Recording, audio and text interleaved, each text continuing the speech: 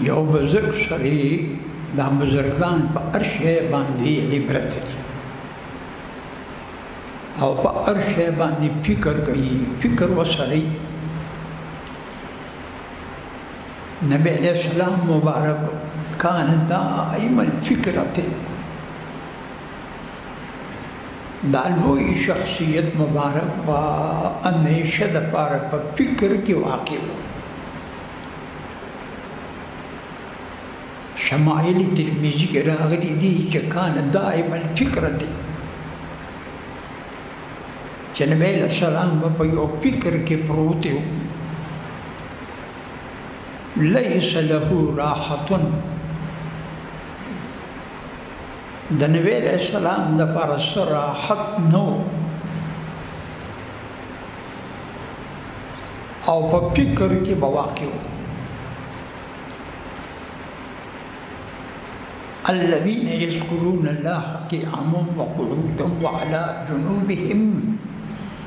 ويتفكرون في خلق السماوات والأرض لوی خلق دی بخل خدای یادی په ولاړه په ناسته په ملاسته یعنی په هر حالت کې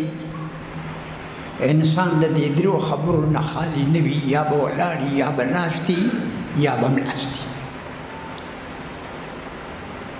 په دې درو واړو حالتو کې به دې خدای یادی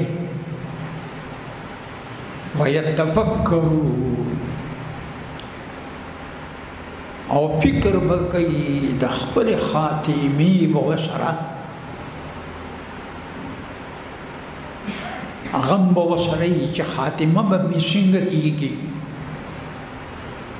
خاتمه به زما پس کیږي ځکه چې انما الاعتبار بالخواتیم رسول الله وی دار مدار خاتمی لرده چې خاتمه به پس کیږي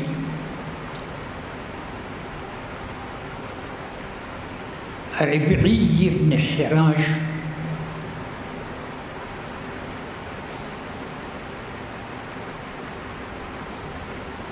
او ربی ابن حراش دا دواړه تابعان دي دواړه ورونه دي ربعی ابن حراش او ربی ابن حراش بی دواړو قسمونه کړیو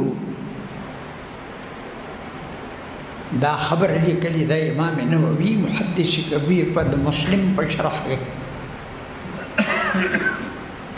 بی دا قسم کړیو چې زبت راغی پوری نه خاندما چې ما د خپل خاتمه معلومه شوی نه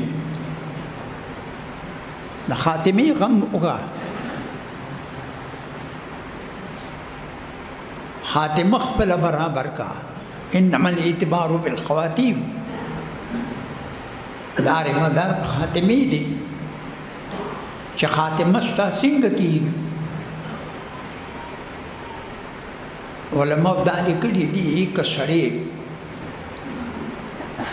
دا وی چې خاتمه زما خشي په ارمانځ کې وسې بي د مانځنه دا دی وی ربنا لا تزغ قلوبنا بعد إذ هديتنا وهب لنا من لدنك رحمة إنك أنت الوهاب خدای زما خاتمه په خیر کې د دې آیات لن ترجمه دا چې زما خاتمه په خیر کا ځکه دار مدار ټول په خاتمه دي دار ربی ابن حراش چې وفات شو